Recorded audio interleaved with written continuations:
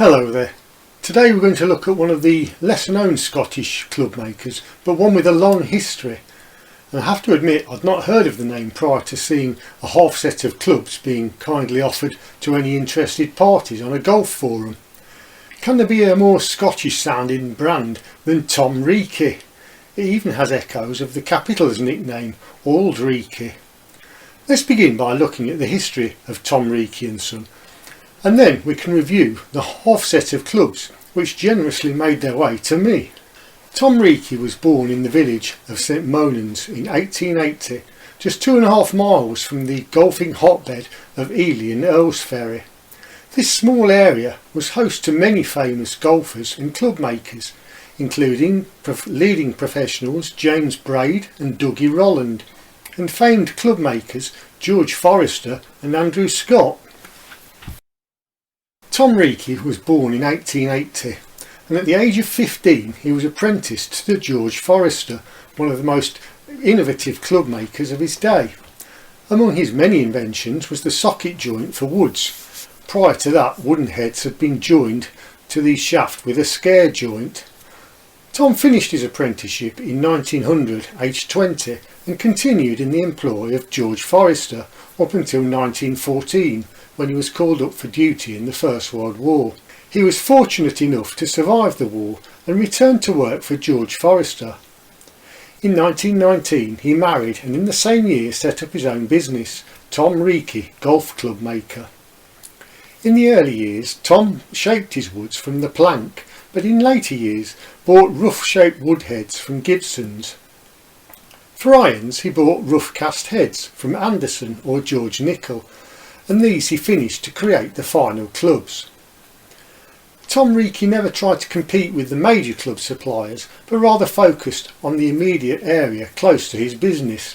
In 1919 Tom Reekie married Katie Ferguson, and they went on to have 3 sons and a daughter. In 1945 the eldest of those sons, John Reekie, would join his father in the business, which became Tom Reekie Son. After Tom retired, John continued to run the business as Tom Reekie Son until he retired around the year 2000. Both Tom and John Reekie were excellent golfers, and they enjoyed passing on their skills to others as much as they enjoyed club making, both having excellent reputations for their tuition. The bulk of the information in this short history of Tom Reekie Son comes from the fascinating website created by John's brother Scott Reekie. A link to the website is given here and in the video description below. The website is a treasure trove of personal recollections, and I found myself being continuously distracted while trying to put the video together. I haven't found pictures of many clubs by Tom Reekie Son other than a couple of putters and a few hickory shafted woods, and I can't show a collection of irons in the way that I usually do. So, in the next best fashion, let's look at the clubs that inspired this video. Tom Reekie Son, half set, woods and irons. Right, let's look at the clubs then, starting as usual with the woods.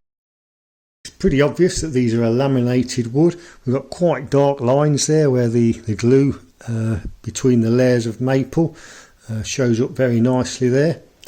The face is a white insert with a diamond 4-screw pattern. These are flat screws. Unusual for the time. I would have expected them to be crosshead, unless they use a larger screw and they've just filed it down and then cut that as they cut the grooves. Hard to say really. And on the sole we've got handmade. On the crown, not very visible there, we've got the signature for Tom Reekie, and this is the one wood as we've seen. The shaft label, have a look at that, is a True Temper Profit Regular Flex, and the grip is an Avon fine line with a nice dark maroon grip collar there. And the other club, I'll have a look at that one, is the 3 wood. Brass sole plate on this one as opposed to the aluminium on the other, otherwise very similar. We've got Tom Reekie signature there, and again we've got that nice laminated pattern with the dark glue in use there. Same True Temper shaft and the same Avon fine line grip. So that's the woods. Let's go and have a look at the irons now. As these are a half set, I've been able to get the whole set on the table here. We've got the 3, 5, 7, 9 and a sand iron. It's always normal, I don't know why, that half sets do tend to use the odd numbers. Perhaps because the 3 is the longest. We get to the 9, then we've got a nice gap to the sand iron. But anyway, let's take a look at these clubs. They are quite an unusual design, really. I've not seen any that I can remember with this. Some might call it a blade on blade design, where you've got a smaller blade on top of the main blade.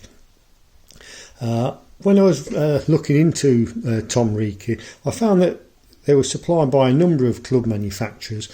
One of those was George Nicol, who I thought would be the most likely to have made these, but going through all of the George Nicol models I can find, I couldn't find anything that looked remotely like this one. So I'm still a little bit unsure exactly who made these heads. Tom Reekie themselves wouldn't have been large enough, so they would have brought them in from somewhere. Nicely stamped though, with the Tom Reekie name. Nice 3 on the back there. I do like to see a big number on the back of the clubs. Gold paint fill for Tom Reekie and black for the 3 and rustless. And on the sole we've got the same format of 3. Condition wise, they're in very good condition. You can see a frosted face there and a nice ferrule, black with a red top. Look at the shaft band on these. All the shaft bands are in excellent condition. True temper, pro fit, made in England, regular flex. The grips are all the same on the full set. Fine line. So that's the 3 iron.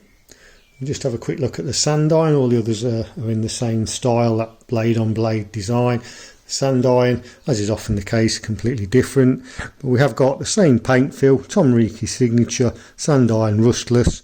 On the sole, nice sand iron, and it is a good thick sole.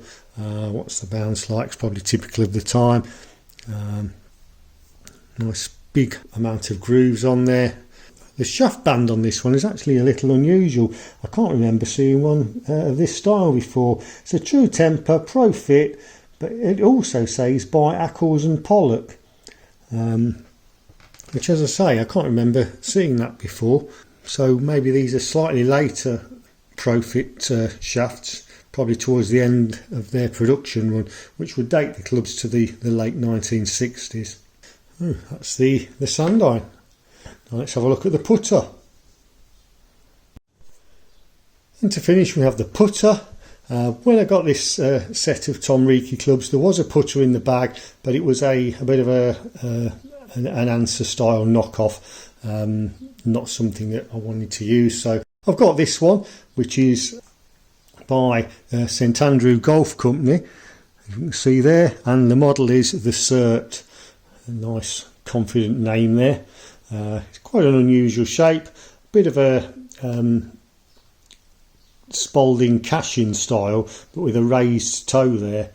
We've got a pretty nice long ferrule with a small white band at the top, and if we look down on the club, we can see that it's frosted on the top, but we do have a bright chrome line which marks the sweet spot. If I can catch that in the light, that's quite a good point there. So there's the sweet spot. There isn't a shaft band on it, and the grip itself is a leather wrap with a nice pistol end there and a black grip collar. So that's the putter. St Andrew Golf Company, the Cert. That's the history of Tom Reekie Son and a look at the clubs. I'm looking forward to playing these in part 2. Let's just take a look at the lofts of the clubs.